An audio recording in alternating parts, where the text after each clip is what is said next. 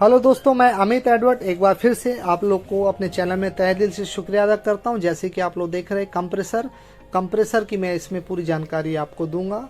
दोस्तों, इस compressor refrigerator का मुख्य पार्ट्स होता है। दोस्तों, ये कंप्रेसर हृदय होता है रेफ्रिजरेटर का, आप लोग सब जानते होंगे। दोस्तों, इसमें क्या मैकेनिकल पार्ट है, इस इंजन के बारे में पूरी मैं जानकारी इस वीडियो में आपको देने जा रहा हूं दोस्तों। और देखिए कि इस कंप्रेसर को हमने काट लिया है। इसको चेक करने के लिए इसको पूरा काटना पड़ेगा। अगर आपसे नहीं कटता है तो आप किसी भी जगह से आप कटवा के इसको आप प्रैक्टिकल करके देखिए इसके अंदर में क्या क्या पार्ट्स होते हैं और कैसे ये कार्य करते हैं। और इस वीडियो में पूरी मैं एक्सप्लेन करने की कोशिश किया हूँ दोस्तों। जैसे कि आप कोई भी कंप्रेसर में देखेंगे 3 पाइप होते हैं दोस्तों, जिसमें एक डिस्चार्ज पाइप होता है जो पतला रहता है और सक्शन और चार्जिंग पाइप वो मोटे होते हैं दोस्तों। वो दोनों डोम में मतलब कंप्रेसर में एक रहता है। जो डिस्चार्ज पाइप वो सिंगल होता है दोस्तों, वो पतला होता है। और इसमें 230 वोल्ट का जो सप्लाई देते हैं उसके लिए जो टर्मिनल रहता है रनिंग स्टार्टिंग कॉमन का दोस्तों, और उसमें हम रिले लगाते हैं और उसमें सप्लाई देते हैं, तब हमारा मोटर रन करता है। हमारा जो मोटर रन कैसे करता है मतलब इंजन हमारा कैसे स्टार्ट होता है, तो उसमें आगे मैं आपको बताऊंगा और दिखाऊंगा दोस्तों। तो फिलहाल अभी हम इंजन के बारे में, इंजन के जो पार्ट्स है इसके बारे में बताऊंगा कि इसमें क्या क्या होते हैं दोस्तों। जिस प्रकार से आप काटेंगे ऊपर से जब देखेंगे तो इस प्रकार से आपको देखेगा, और इसको हाथ से घुमाएंगे तो ये घूमने लगेगा दोस्तों। तो इसमें 2850 आरपीएम में हमारा जो इंजन है, जो कंप्रेसर है घूमता है। ये पंप का काम करता है, प्रेशर बनाता है और प्रेशर को वैक्यूम करता है, मतलब खींचता है और फिर इसको प्रेशराइज करता है आगे की ओर कंडेंसर में जाता है दोस्तों। तो आप जैसे देख रहे हैं कि ये जो अपना डिस्चार्ज पाइप है और यहाँ से जो डिस्चार्ज होता है 316 जो पाइप से डिस्चार्ज होता है, ये हेड है इसका दोस्तों। और हेड के से नीचे से ही वो रेफ्रिजरेंट को वो वैक्यूम करता है, खींचता है अपनी ओर दोस्तों। तो अभी मैं आपको दिखा रहा हूँ कि जैसे आप देख रहे हैं ये जब रन करता है तो इसके ऊपर देखिए, ये आपको दिखा रहा हूँ, ये कनेक्टिंग रॉड और कैम्प साफ्ट में कनेक्टिंग रॉड लगा रहता है और कनेक्टिंग रॉड से पिस्टन लगा हुआ होता है। अब मैं आपको बाहर पूरा अलग दिखाता हूँ। ये प्रेशर प्लेट लगा रहता है, प्रेशर प्लेट को मैं लगा रहा हूँ, प्राइमरी ये प्रेशर प्लेट है। अब इसके अंदर ये ड्रम है, देखिए ये ड्रम कहलाता है। ये सिलेंडर, ये सिलेंडर इसका, ये इसका सिलेंडर है और उसके अंदर में रहता है पिस्टन। तो आप देख रहे हैं ये कैम्प शाफ्ट है। कैम्प शाफ्ट में अपना कनेक्टिंग रॉड लगा हुआ है। जब कैम्प शाफ्ट और रोटर में लगा रहता है और जब रोटर रोटेशन होता है तब ये 2850 आरपीएम में वैक्यूम की तरह वैक्यूम करेगा, खींचेगा और प्रेस करेगा, खींचेगा और प्रेस करेगा, अपनी ओर खींचेगा और फिर प्रेस करके देखिए पिस्टन अभी जैसे मैंने रोटर को घुमाया पिस्टन बाहर हुआ। ये रोटर है दोस्तों, और यहाँ से ऑयल ऊपर खींचता है और ऑयल ऊपर डोम में टकरा के वापस होता है लुब्रिकेशन होने के लिए, क्योंकि कनेक्टिंग रॉड और पिस्टन के लिए जरूरी है ऑयल। अगर ये ऑयल कम हो जाएगा तो ये टूट जाएगा, खराब हो जाएगा, घर्षण से जाम हो जाएगा। तो ये देखिए, सबसे पहली बात ये जो है प्रेशर प्लेट है दोस्तों, सॉरी ये जो वॉल है ये हमारा प्रेशर वॉल हो जाता है। ये सेकेंडरी है, वो प्राइमरी है और ये सेकेंडरी है। तो ये कैसे कार्य करता है मैं अभी आपको दिखाऊंगा। तो ये प्रेशर प्लेट सबसे पहले ये जो वॉल प्लेट लगा रहता है, वॉल प्लेट के ऊपर में जैसे और ये सील रहता है। तो दोस्तों एक जानकारी आपको दे रहा हूँ, अभी भी आप कंप्रेसर को खाली मत चलाइएगा। कभी भी आप उसको वैक्यूम करने के बाद, उसमें रेफ्रिजरेंट चार्ज करने के बाद चार्ज स्टार्ट करेंगे तभी आपका सही प्रेशर बताएगा। क्यों? क्योंकि कोई भी कंपनी प्रेशर सेट करके नहीं भेजती है। जब फुल रेफ्रिजरेंट में जब 40 से 45 मिनट जब चलता है, रन में आता है, तब ये जो इसके अंदर का जो ये गैसकेट है ये इसमें वैक्स उत्पन्न होता है, हीट होता है और उसके बाद ये सेट हो जाता है दोस्तों। तो कभी भी आप खाली चलाने की कोशिश मत करिएगा, उससे नुकसान होगा सिस्टम में। नुकसान क्या होता है अभी मैं आपको दिखाता हूँ कि कैसे कार्य करता है। नुकसान और फेलियर कैसे होता है। जो हमारा लेस होता है, जो एयर मतलब हमारा लेस हो रहा है, रेफ्रिजरेंट जो बैक मार रहा है, जो पुअर प्रेशर बना रहा है, तो ये सब बनाने का कारण क्या है, कैसे होता है, ये अब मैं दिखा रहा हूँ दोस्तों। तो जिस प्रकार से ये हमारा इंजन का जो पार्ट्स है अब मैं आपको इसमें दिखाने की कोशिश करूंगा। ये हमारा पिस्टन है, piston connect camp shaft camshaft के बाद फिर कनेक्टिंग रॉड के बाद हमारा पिस्टन रहता है सिलेंडर में। सिलेंडर से देखिए, अब यहाँ से सिलेंडर से जब ये हवा जो मतलब हमारा रेफ्रिजरेंट पास होगा यहाँ जाएगा, और इस यहाँ से निकलने के बाद ट्यूब से जाके कंडेंसर की ओर जाएगा। तो अभी वो कैसे जाता है ये तो मैं आपको दिखा रहा हूँ, पर वो कैसे कार्य करेगा और क्या फेलियर होने से क्या प्रभाव होता है और हम क्या गलत काम करते हैं और उसके कारण से हमारा कंप्रेसर कई बार फेलियर होता है। तो हम आपको दिखा रहे हैं कि मैं दिखाने की कोशिश कर रहा हूँ। अब देखिए, कंप्रेसर को जैसे हम रोटर को करेंगे तो पिस्टन ऊपर आएगा और नीचे जाएगा दोस्तों।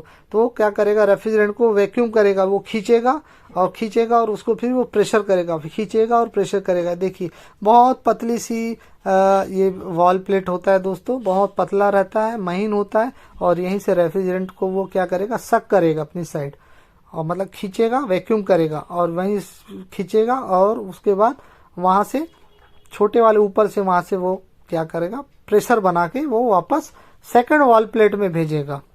तो हम जब रेफ्रिजरेंट को ज़्यादा मात्रा में या ज़्यादा प्रेशर डाल के चेक करते हैं तो उससे यही, जब अधिक तनाव आने से ये प्लेट वीक हो जाता है, उसका जो स्ट्रेन रहता है जो वो तन जाता है काफ़ी, तो उससे क्या हमारा लॉस होने लगता है, कंप्रेसर नहीं बना पाता ठीक से, क्योंकि हमको कंप्रेस करने के लिए जो वॉल देखिए ये बहुत पतली रहती है। यही खराब होने के कारण हमारा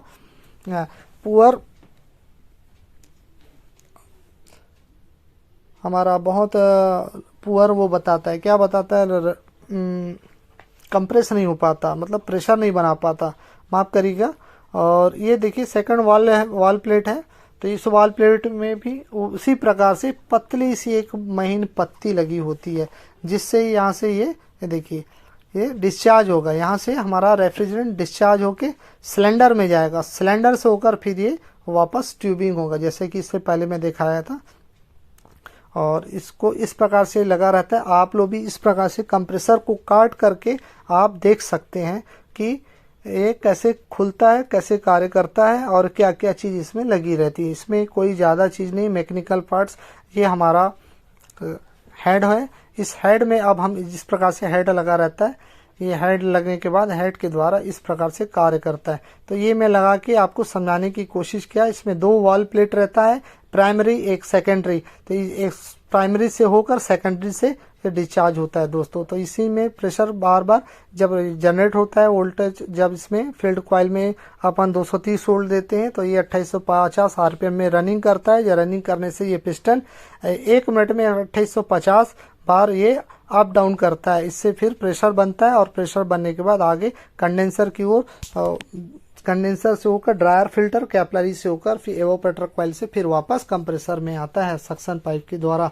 तो इस प्रकार से कार्य किया जाता है दोस्तों। यहाँ से हमारा रेफ्रिजरेंट आएगा, इस छेद से हमारा रेफ्रिजरेंट आएगा और इस छेद से रेफ्रिजरेंट आने के बाद हमारा प्राइमरी वाला देख रहे हैं वॉल प्लेट है, वॉल प्लेट में जाएगा। यहाँ से हमारा पिस्टन खींचेगा और ऊपर वाली तार से फिर वापस सेकेंडरी में लाएगा।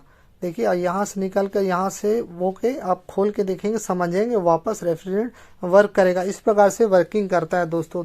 तो हम बहुत से अभी R600 का कंप्रेसर आ गया, बहुत से लोग क्या करते हैं R600 का ऑयल हटा के 134 का चार्ज करते हैं और उसके बाद हम 134A का रेफ्रिजरेंट को चार्ज करते हैं, जो कि बहुत गलत है। वैसे नहीं करना है।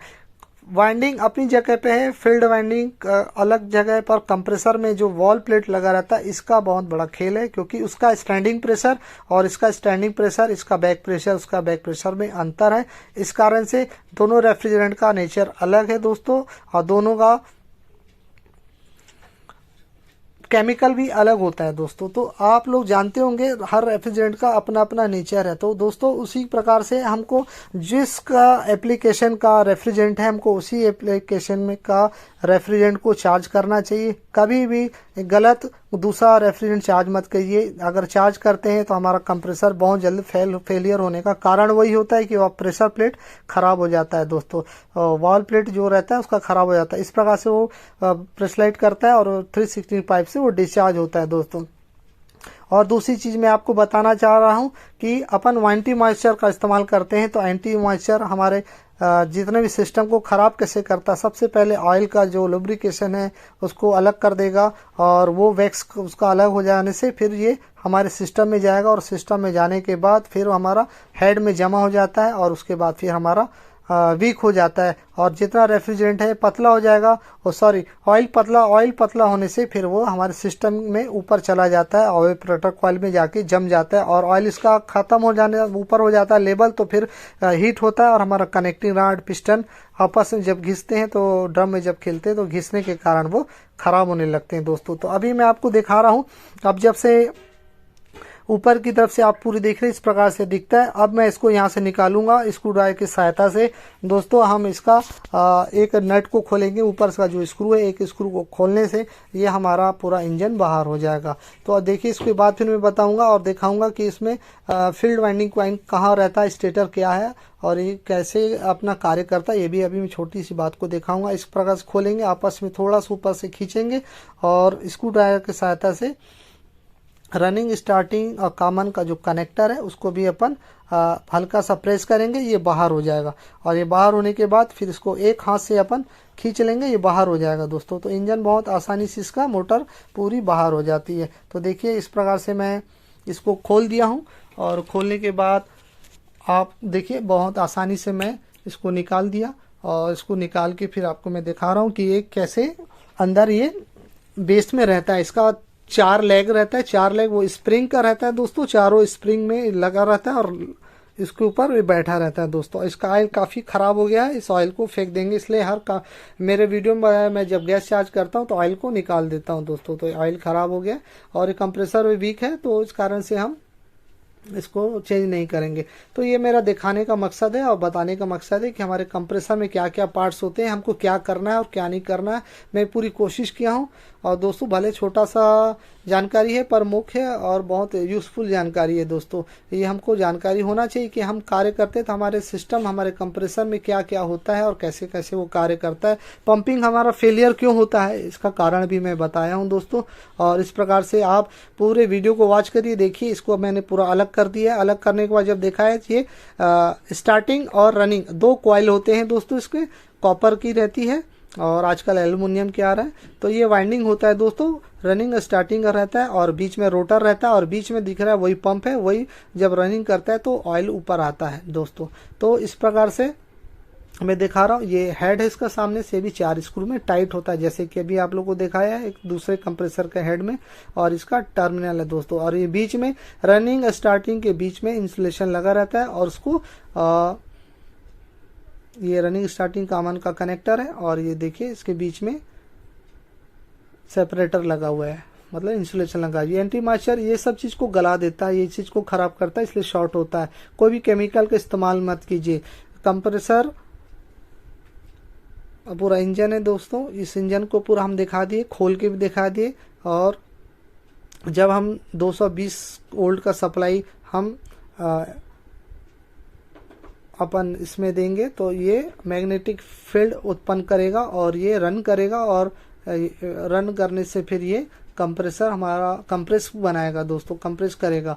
और देखो ये मोटर पूरा हमारा इंजन चलेगा। इसको चलाने के लिए हमको 220 वोल्ट का हमको देना बहुत ज़रूरी होता है दोस्तों। तो ये बस एक छोटी सी मेरी जानकारी थी। मैं आशा करता हूँ आप लोग को ये मेरा वीडियो पसंद आया होगा, तो लाइक सब्सक्राइब जरूर कीजिए, और मेरे को प्यारा सा कमेंट करिए और लाइक करिए, और मेरे को बताइए। और कुछ जानकारी आप लोगों को चाहिए होगा तो व्हाट्सअप करिए मेरे को, और मेरा अपना व्हाट्सअप मैं हर थंबनेल में और डिस्क्रिप्शन में लिख देता हूं दोस्तों, तो वहां से देख के आप मेरे को व्हाट्सअप कर सकते हैं दोस्तों। अब इसको हम पुनः इसको टाइट कर देंगे और लगा देंगे, और अब इसको रन करके दिखाऊंगा दोस्तों। तो ये मेरी छोटी सी जानकारी थी, तो इस पर आप लोग गौर कीजिए। और नेक्स्ट वीडियो में आप लोग को दिखाऊंगा कि हम इसका प्रेशर को कैसे चेक करते हैं। तो उसका प्रेशर कैसे चेक किया जाता है, नाइट्रोजन गैस के द्वारा मैं बताऊंगा, और सही तरीका वही है कि नाइट्रोजन गैस से हम इसका पूरा प्रेशर को चेक करके मैं दिखाऊंगा कि कैसे किया जाता है। तो अब इसको वापस जिस प्रकार से खोले थे टाइट कर, बड़ा आसानी से खुलता है दोस्तों,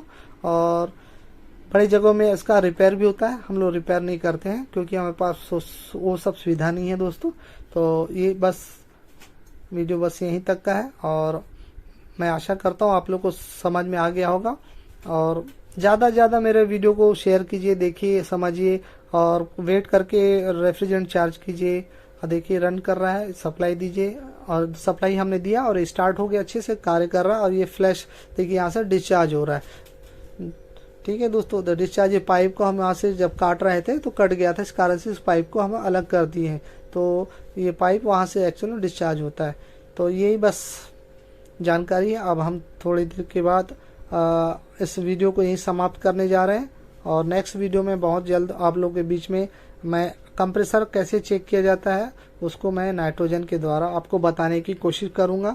और बस ये मेरी छोटी जानकारी थी। और ये ऑयल बहुत गंदा है, कभी भी ऑयल इस प्रकार से रहे, आप हर बार चार्ज करते हैं हर बार ड्रायर फिल्टर का इस्तेमाल कीजिए, अच्छे से ड्रायर फिल्टर का, सिलिका जेल का इस्तेमाल कीजिए और ऑयल को कंपलसरी चेंज कीजिए दोस्तों। Thank you.